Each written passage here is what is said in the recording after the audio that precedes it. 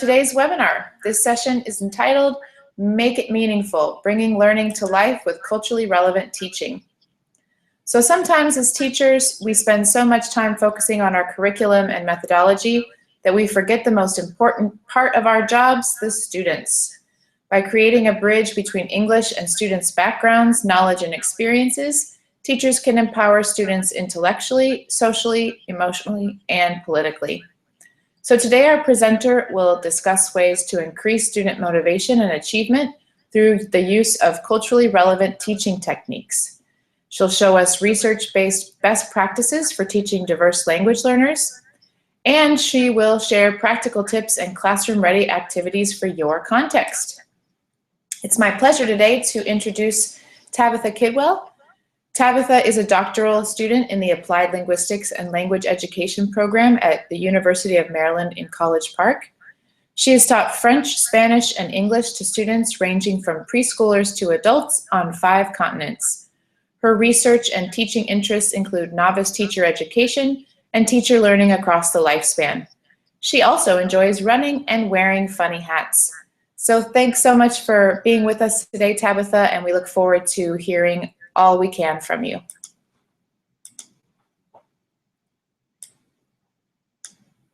you for the introduction, Katie. Welcome everybody to webinar 1.6 of the American English Webinar Series. I'm Tabitha, and I am really excited to have all of you join me today for this webinar. I'm currently a PhD student living in Washington, D.C., but I still teach English to adults, and I have taught around the world, including in Madagascar, Peru, India, and Indonesia. So I'm glad to see some people from some of those places here today. So I enjoyed seeing your pre-webinar poll. It looks like about half of you are not familiar yet with the term culturally relevant teaching, which is okay because that's what we'll learn today. I also see that almost all of you do incorporate culture in your classrooms, and almost half of you include local culture. So you may already do culturally relevant teaching and not even know it.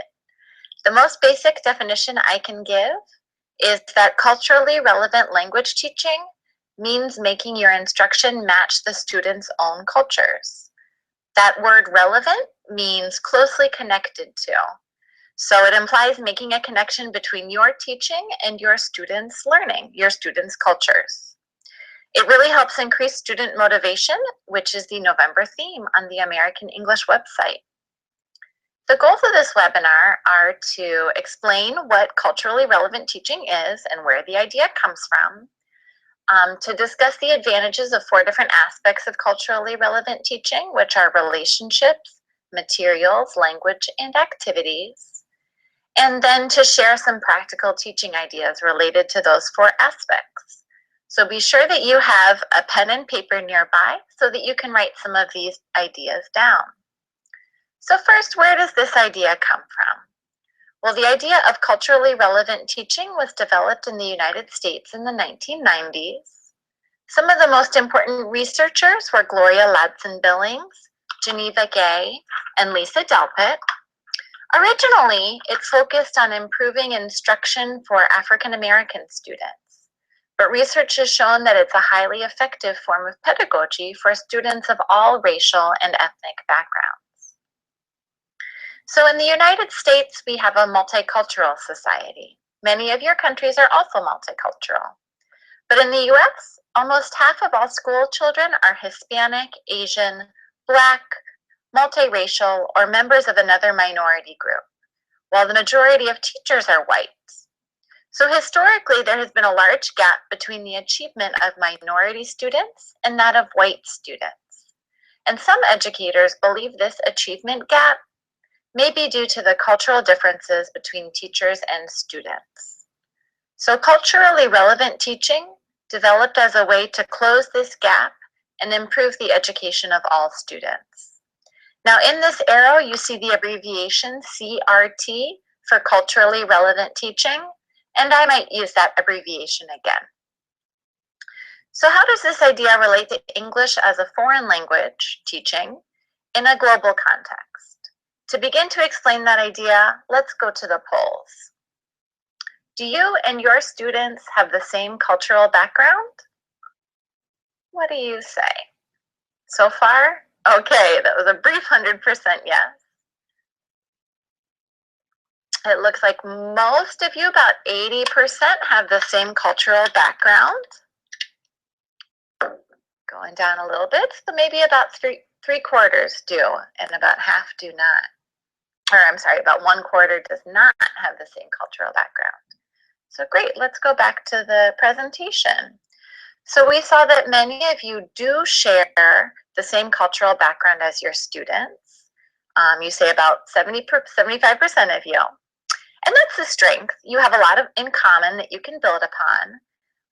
And culturally relevant teaching is effective even in situations where students and teachers have the same background. But even teachers with the same cultural background as their students might have some aspects of a different culture. So students from rural areas often attend schools in large regional towns, and their teachers might be from the cities, so they'll have different origin. Or it might be that students are of a different social class or religious community. Of course, unless you are a very new teacher, you'll have a difference of generation. If anyone has had the experience of listening to teenagers speak about popular culture and you haven't understood most of what they're talking about, then you have experienced this concept of youth culture. So all of those differences between teachers and students can introduce cultural gaps in the classroom. And making efforts to bridge these gaps, even if they're comparatively small, can improve student learning. Now, about 1/4 of you also said that you do not share the same cultural background as your students. In our current area of globalization, this is occurring more often. So whether people migrate because of economic reasons or political ones, it can result in situations where teachers work with students of very different backgrounds from their own. When I have taught abroad myself as a foreign native speaker, this has been my experience. I've learned it's really important to learn about the local culture and context to be able to relate to students. So many people want to learn from a native speaker, but the truth is, in many ways, native speakers are not necessarily ideal English teachers, especially given the great divide between their own experiences and that of their students. So often local English teachers know more about the cultures of their students and are better able to match their instruction to students' cultural needs. So I've listed some ways here that students and teachers might vary: origin, social class, religion, generation, interest, language, values. But I'd like your input too. If you can think of other ways that students and teachers might be different, please enter it in the chat box.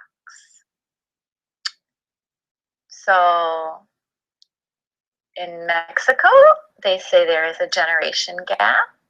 It's a little bit different. What else? So attitude or taste. Students might have different interests. They might see the world different. Oh, gender is an important issue. Sometimes the students that study English are female, and if you are a male teacher, there is a difference there. Also, Sylvia brings up political views. That's an important way that teachers might be different from their students. I see Leticia mentions values.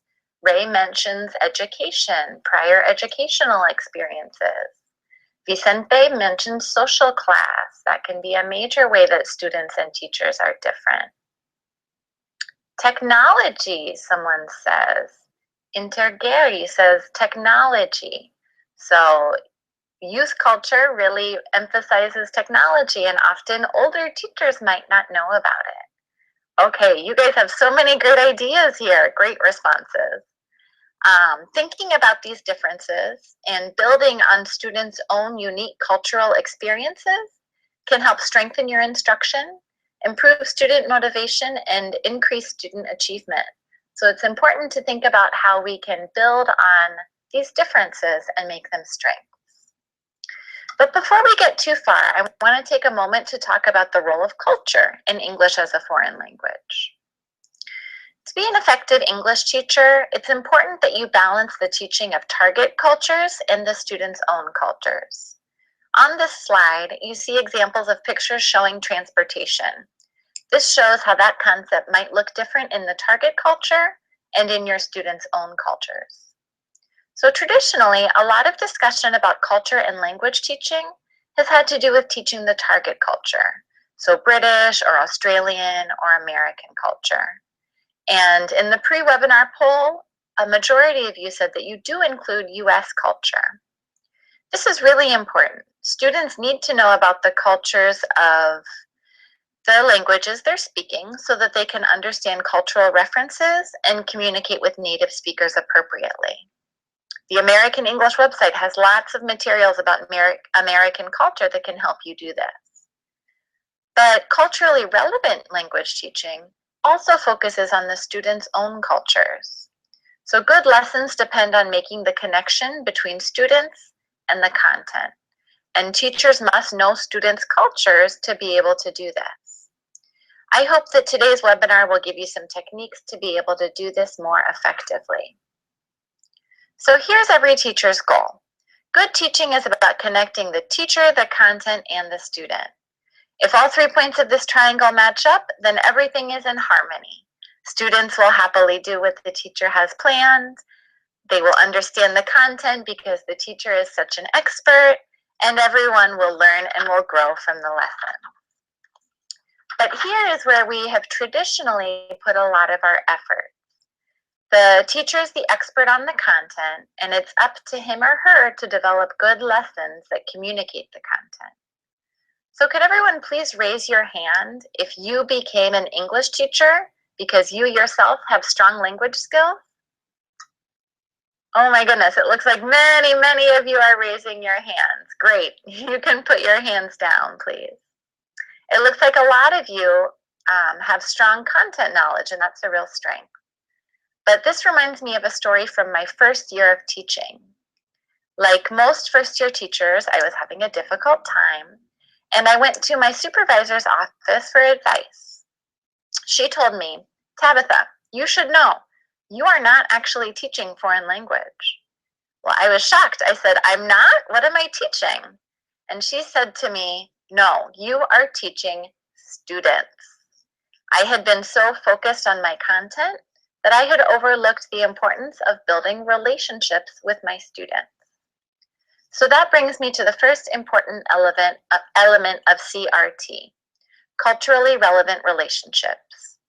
If you don't know about your students' lives, it's impossible to incorporate their experiences in your lessons. To be able to match your instruction to students' cultures and backgrounds, you need to know their cultures and backgrounds yourself. And to do that, you have to have a strong relationship in place. So relationships are the foundation for the final side of the triangle, which is the connection between the content and the students. In an English classroom, there are 3 major ways teachers can strengthen this connection.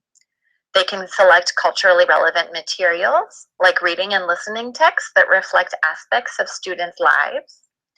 They can teach culturally relevant language, which reflects local linguistic norms. And lastly, teachers can include culturally relevant activities, activities that relate to students' lives outside of school. So these are the 4 aspects of culturally relevant teaching that I'll talk to you about today.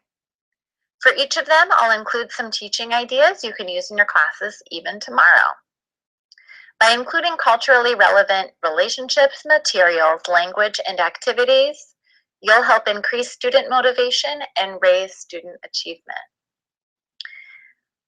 So we'll begin by talking about relationship. Let's go to the polls to see how everyone thinks about their relationships with students. Which of these analogies is the best way to think about the relationship between teachers and students?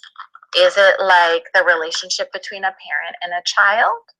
Between a doctor and a patient? Between a boss and an employee? Or between 2 friends? Let's see. So far, over half of you say it's like the relationship between friends. About a third of you say it's like a parent and a child. Only a few of you think it's like a doctor and a patient, and no one says like a boss and an employee. Very interesting. So let's go back to our presentation. The truth is, all of your answers are correct. Like a parent and a child, the teacher is responsible for the student's safety and growth. Like a doctor, the teacher wants to encourage the students to improve their lives and well-being. Like a boss, the teacher is responsible for students' work and progress towards goals. And like friends, teachers do care about the events happening in their students' lives. But the relationship between teachers and students is also different from all of these. Many teachers are hesitant about the idea of having relationships with students because they take that word to mean friendship. In a lot of contexts around the world, it is not appropriate to be friends with your students. But the student-teacher relationship is different from a friendship. Probably all of you make an effort to build a positive relationship with your supervisors and your colleagues, and you should also work to create a positive relationship with your students. So in order to begin to explain the importance of culturally relevant relationships, I'd like to share a quote by a native Alaskan teacher. In order to teach you, I must know you. Now, if you know where Alaska is, please raise your hand. Okay, it looks like a lot of people are raising their hands. You must know American geography. So Alaska is the largest state in the United States, and it is the one that's northwest of Canada. You can put your hands down, please. As you might expect, since Alaska is so far away, the native peoples of Alaska have a very different culture from much of the United States. So many teachers there see the value and need for culturally relevant teaching. To be able to teach students, you need to know who students are, and that depends on relationships. Sometimes that relationship develops naturally, but you probably know examples of times when you did not develop a natural relationship with each student. Sometimes it takes hard work on the teacher's part. So I want to share some research that was conducted by a professor at Harvard named Hunter Gelbach. Now, please raise your hand if you know where Harvard is. I'm sure many of you have heard about Harvard, and it looks like many of you do know where it is. So Harvard is on the east coast of the United States in Boston, and it is a very prestigious university, so you can expect that this research will be well done. Professor Gelbach and his colleagues did a study. They told some students and teachers about things they both had in common. And they compared the progress with students who didn't know about what they had in common with their teacher. And they found that students that knew about what they had in common with their teacher were able to do better in their classes and were able to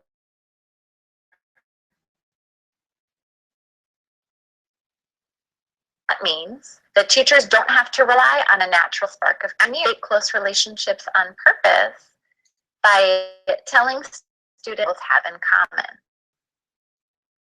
So that's one way to build relationships with students. I'm interested to see what the rest of you do to also create relationships with students. Let's go to the polls. What do you do to help create a positive relationship with students? You can check as many as you would like. Do you spend time outside of class? Are you polite, open, and friendly with students? Do you try to learn about youth culture? Do you give students a survey to learn more about them? Do you use get-to-know-you activities at the beginning of class? Or is there something else that you do as well? I'll be interested to hear about that other category after we talk about all this. But this is great. So I'm noting down what you all are saying so that I can comment on it. Good to see that you do so many things to get to know your student. So let's go back to the presentation. It looks like about 30% of you try to spend time with your students outside of class. And that is a great way to build relationships. If your students participate in sports, music, or drama, you can go to their performances or games. Many teachers also spend time with students in an English club or a movie or a music club. And if you don't have a lot of free time, you can just spend time at school before and after class talking to students. Try to get to your classroom early so you have time to do that. Now, almost all of you said that you are polite, open, and friendly with students, which is very important. You really want to do everything you can to avoid embarrassing a student. If you embarrass them, it will be very difficult to build a relationship later. So if you need to discipline a student, I suggest you talk to them about their behavior privately. Always treat students how you would want someone to treat you or how you'd want them to treat your own child. So about 20% of you said that you try to learn about youth culture. You ask students about the music they listen to, the TV shows they watch, the social media they use, the movie stars they like. This is a great thing to do because it will help you continue to feel young yourself. So you can tell people that teaching is the fountain of youth. A good number of you said that you give students a survey. This is something I always do at the beginning of classes I teach. I ask students about what they do in their free time, their favorite movies, TV shows, music, celebrities, etc. And then I read them and I make a list of one thing that I want to try to talk to each student about. And then I try to meet students to talk about these things before or after class. Sometimes I walk around the school before class starts so that I can bump into students and have these conversations. But I try to have one personal conversation with each student in the first couple of months of school. Once I've done that, I cross their name off my list. I think doing this helps students see that I care about them as individuals. Of course, this is really difficult if you have very large classes, but it's worth a try. It will have a positive impact on the students that you can talk to. So if you'd like more motivation or more information about generating student motivation through student interest questionnaires and surveys, check out the Teacher's Corner on the American English website. They have a great article about that this month. So the final suggestion is to use getting to know you activities. About 45% of you said you did this.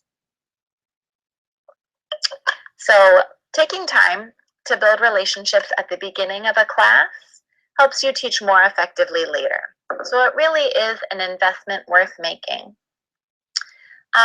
When you do these activities, I encourage you to be more deliberate about using these activities to show students what you, as the teacher, have in common with them, like the researchers from Harvard suggest. So in a moment, I'm going to share an example activity you could use to do that.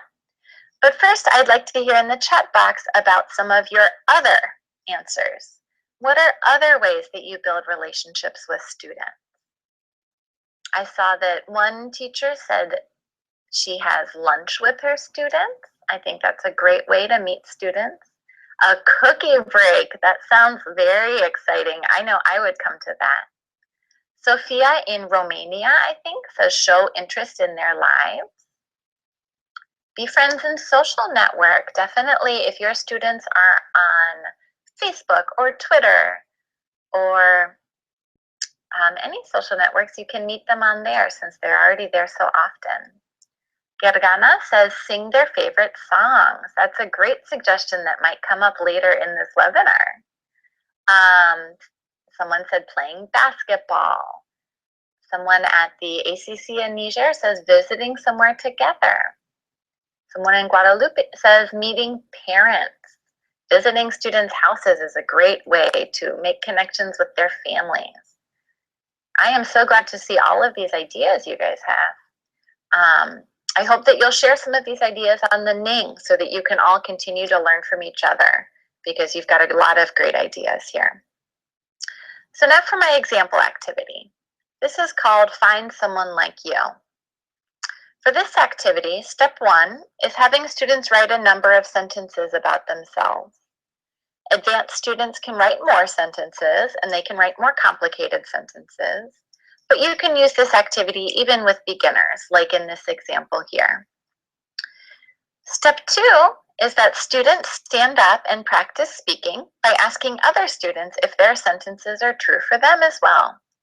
So this student would ask, do you like French fries? Do you play volleyball? They'll continue until they find someone who says yes. Step 3 is that when another student says yes, they write a sentence about that student. For example, Leah likes French fries too. Juan plays volleyball too. The first student to find someone who has each sentence in common with them is the winner of the game. And that's the end of the activity in class.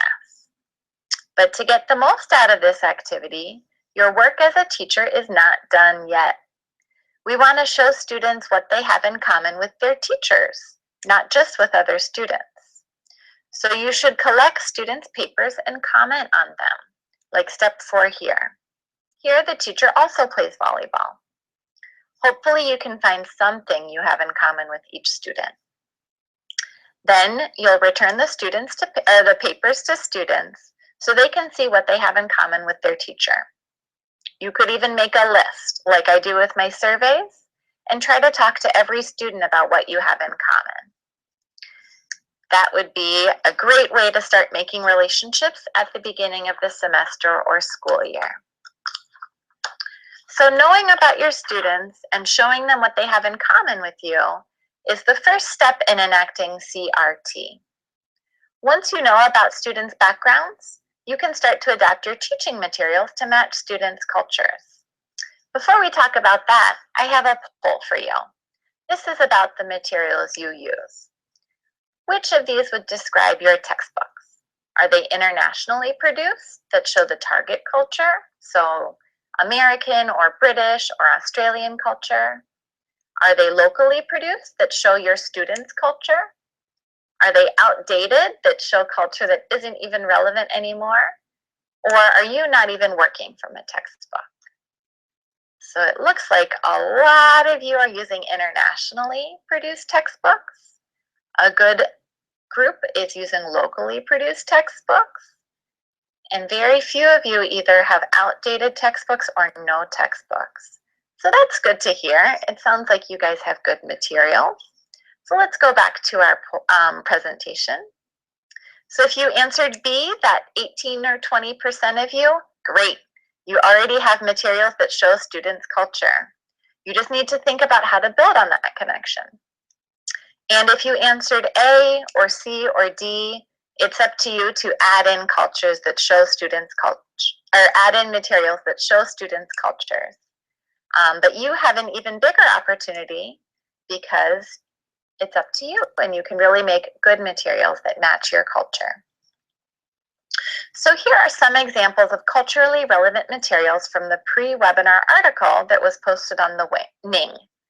It was called Integrating Indigenous Cultures into English Language Teaching by Susan Barfield and Joelle Uzarski. So they described some great ways to bring in culturally relevant materials from diverse cultures around the world, including Tibetan prayer flags, African beads, Maori tattoos, and traditional storytelling. So I suggest that you read it if you haven't yet.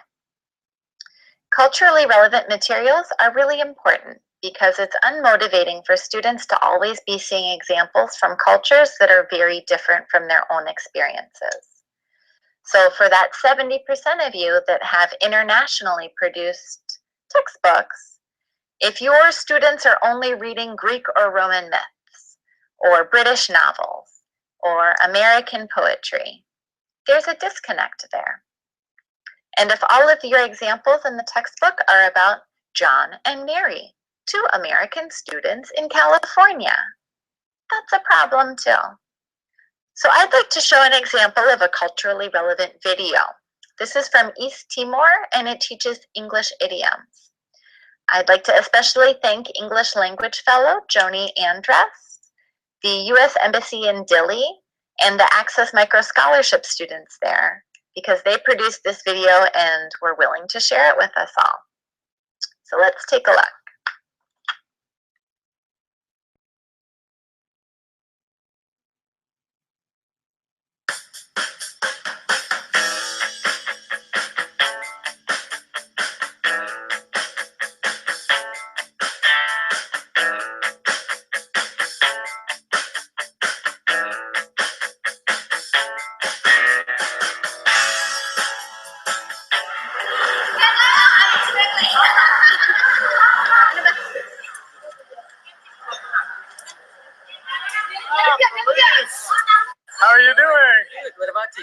I'm doing well.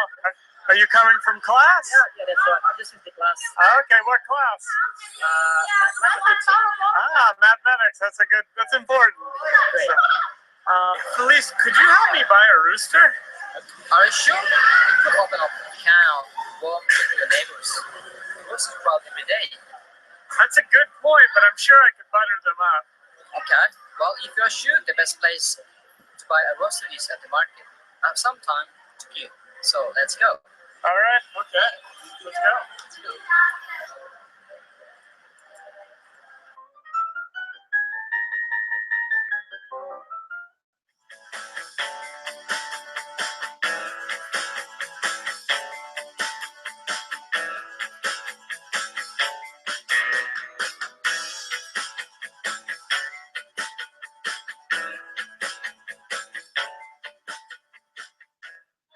Rooster. What do you think about that one? I think it's okay. But I think I would get this one instead. It's a top of the line. Yeah, you're right. Thanks for helping find the perfect rooster. I am tickled pink about that one right there. No problem.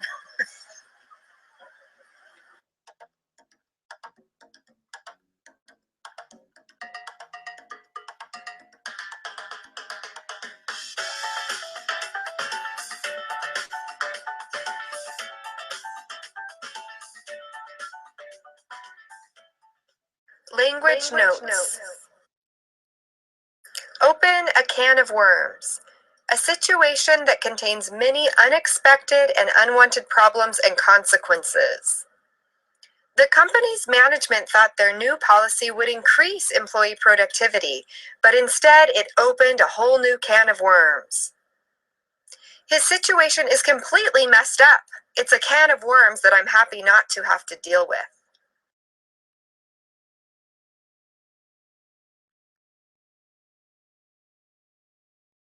The video continues and explains all of the idioms that they used. If you want to watch the rest or if you want to use it in class, you can find it on the Ning. But that was a great example of a culturally relevant material because it showed examples of students' own lives.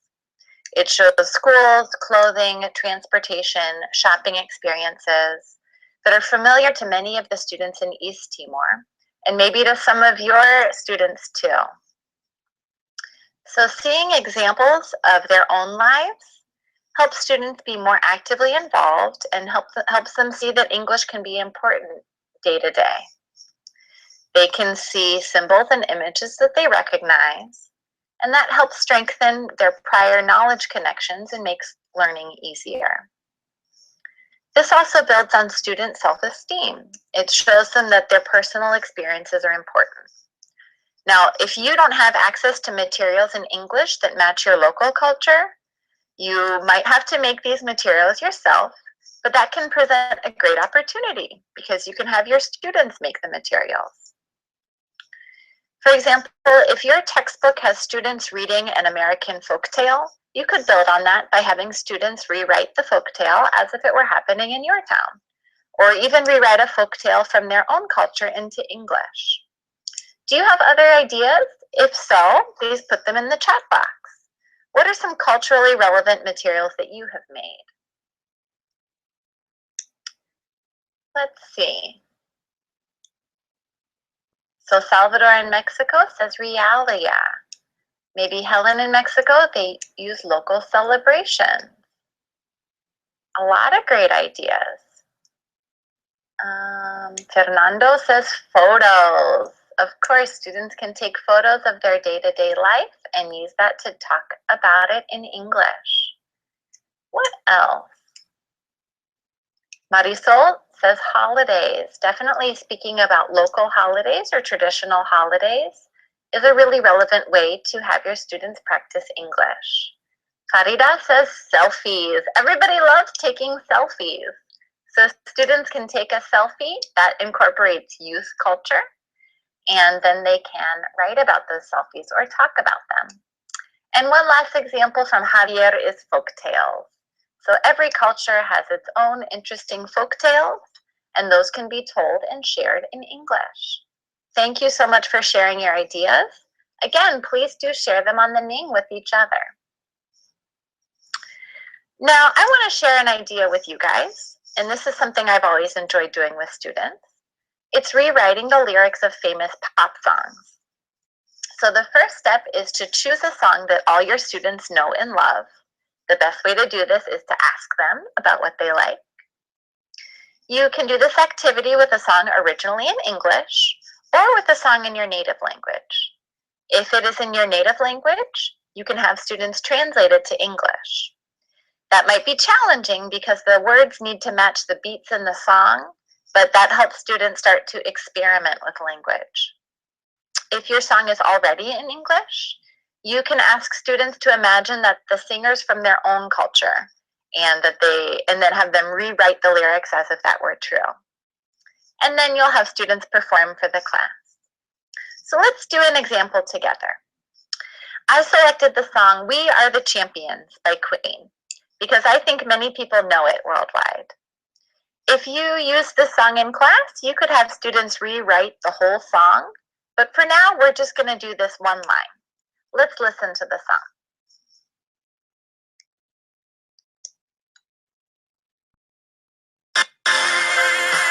Champions, my friends, and we'll keep on fighting till the end.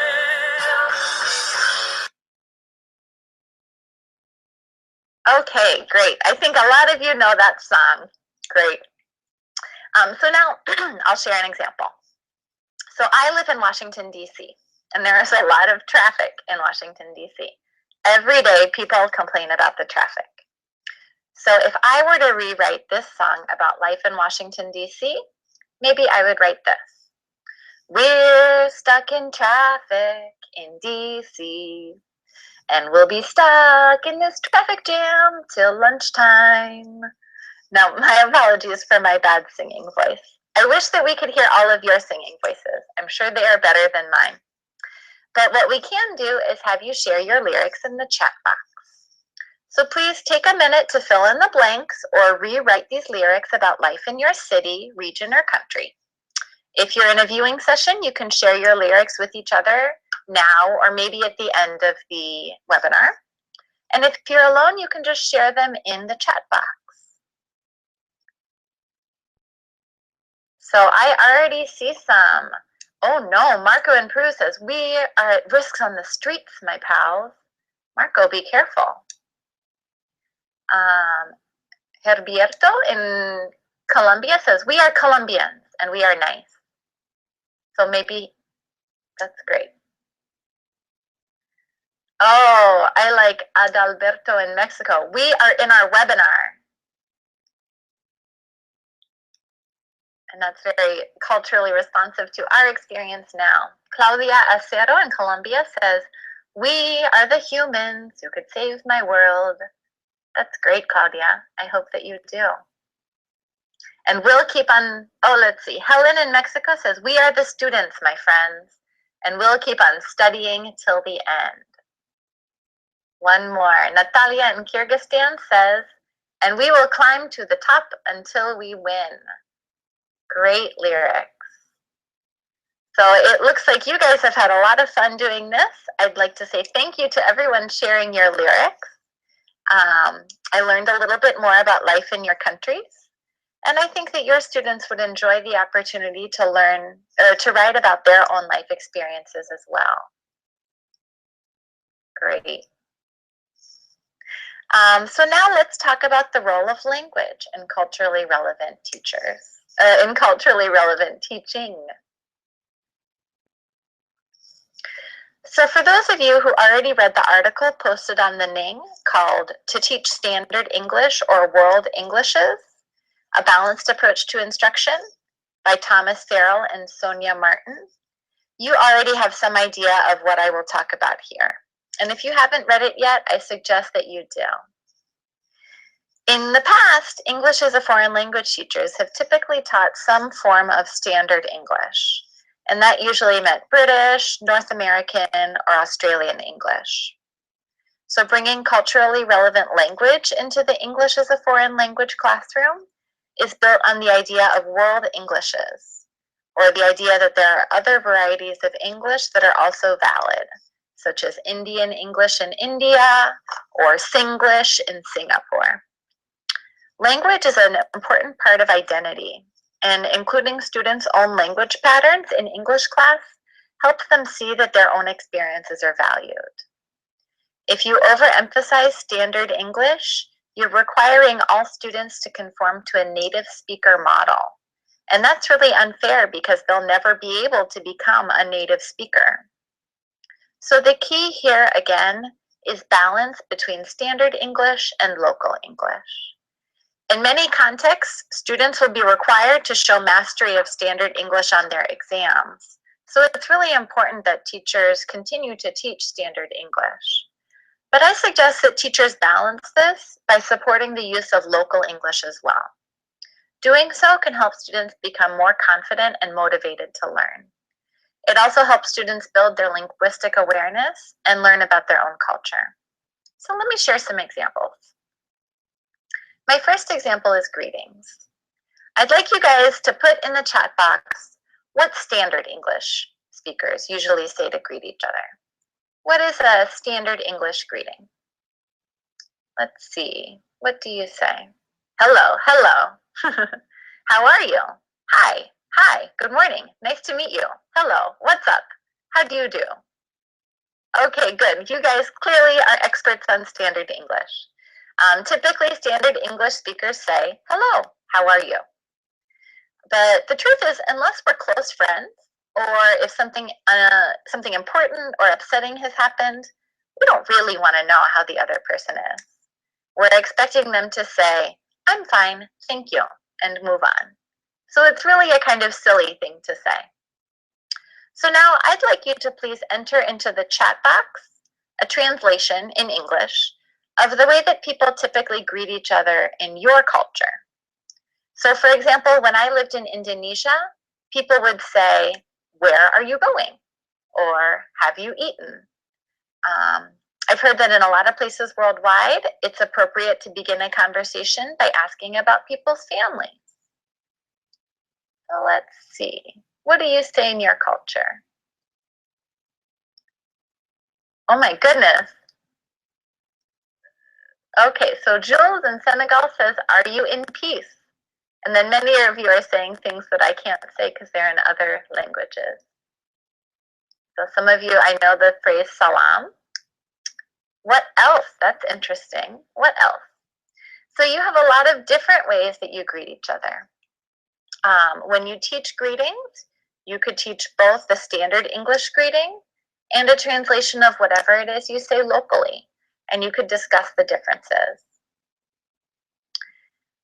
In the article on the Ning, Farrell and Martin also point out that in many Muslim countries, like Qatar, it's appropriate to greet fellow Muslims in Arabic and use phrases like Assalamu alaikum, which means peace be upon you, if you'll excuse my Arabic pronunciation.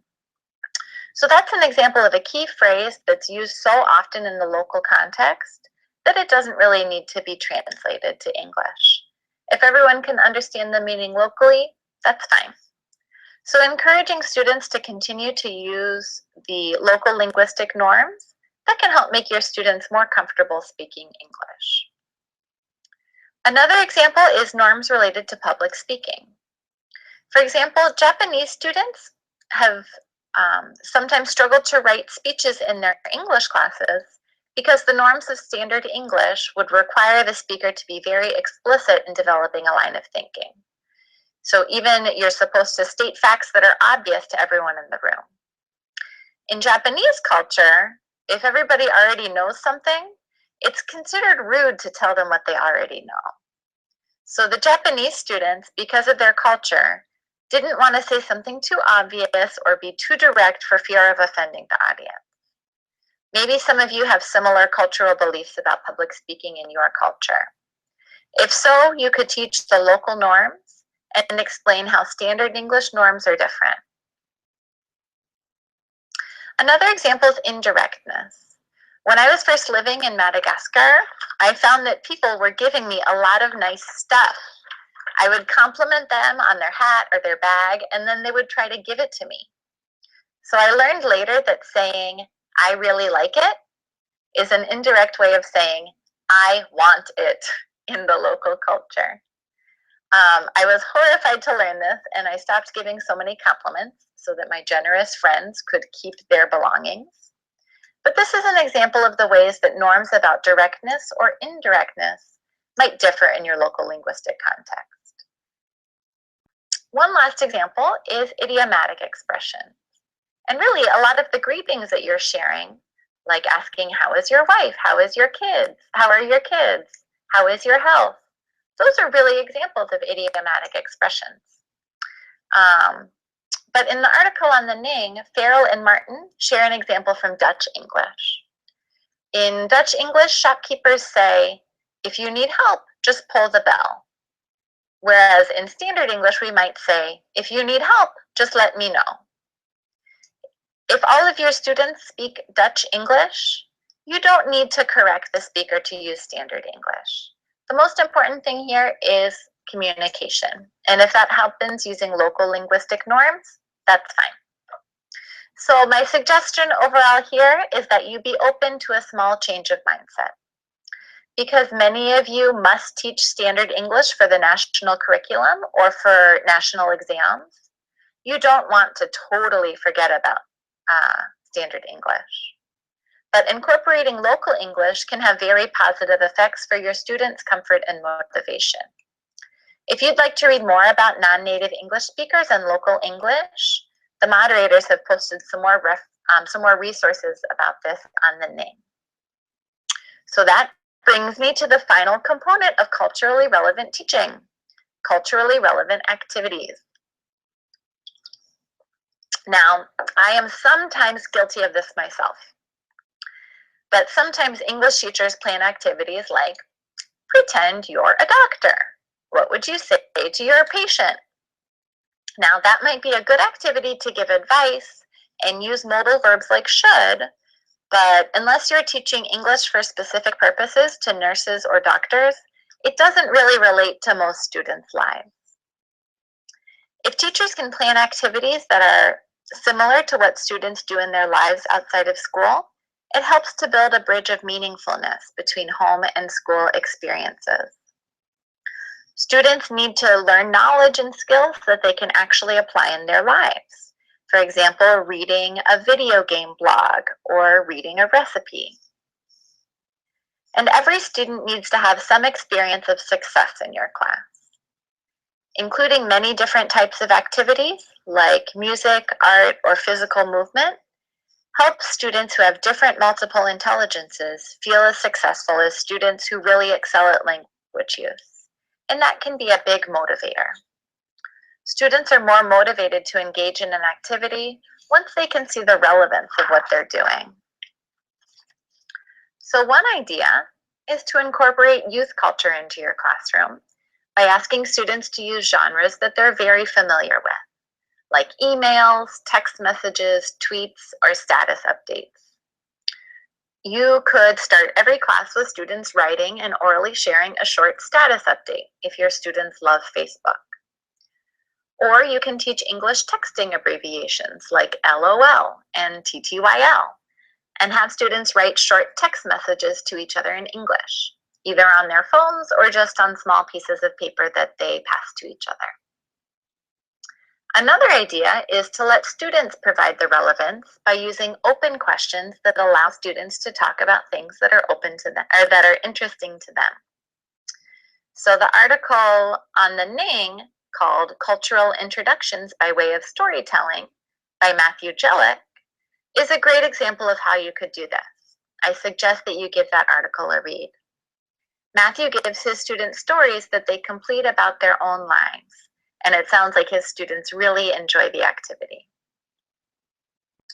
As much as possible, rather than telling students to write about some strange topic, you can have them write about what they know best, themselves and their own lives. They will definitely be interested in this and motivated to write. And the last idea is to build lessons around student choice. I'm going to expand on the pretend you're a doctor example that I mentioned earlier to show how this might look. So if you want students to practice giving advice and using the modal verb should, rather than requiring all students to pretend to be a doctor and write advice to your patients, you can provide additional options that relate to student interests. So students who like to play football can write suggestions about how to get in better shape. Students who like fashion can write about what people should and should not wear. Students who are passionate about the environment can write about what people should do to avoid pollution. And students who just like spending time with friends can write about how to be a good friend. So that brings us to the end of our webinar. We've talked about ways you can improve your teaching and increase student motivation by building culturally relevant relationships, using culturally relevant materials, teaching culturally relevant language, and engaging in culturally relevant activities. I hope that you got some ideas that you'll be able to use in your classes. But before we go, I have just one last question for you. Please take a moment to write down at least one idea that you want to try in your classroom. If you're watching in a viewing group, please share with your group what activity you'll use. And if you're on your own, you can type your answer in the chat box for everyone to see. It looks like Nadina will try the activity with the survey. I hope you talk to all of your students about what you have in common, Nadina. Many of you enjoyed the song and rewriting songs, which I think is a great and fun activity. Some of you like the rooster video. Maybe you'll show that video to your students, or you could make your own video showing idioms in English in your own local context.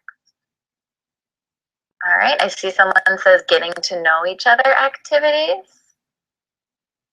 It looks like you guys are going to take away a lot of these activities. I hope that you enjoy them and that you share them with friends. And it really was a pleasure to be able to share them with you. I also look forward to seeing some of your ideas about all this on the Ning. So I really enjoyed being in the webinar with you guys.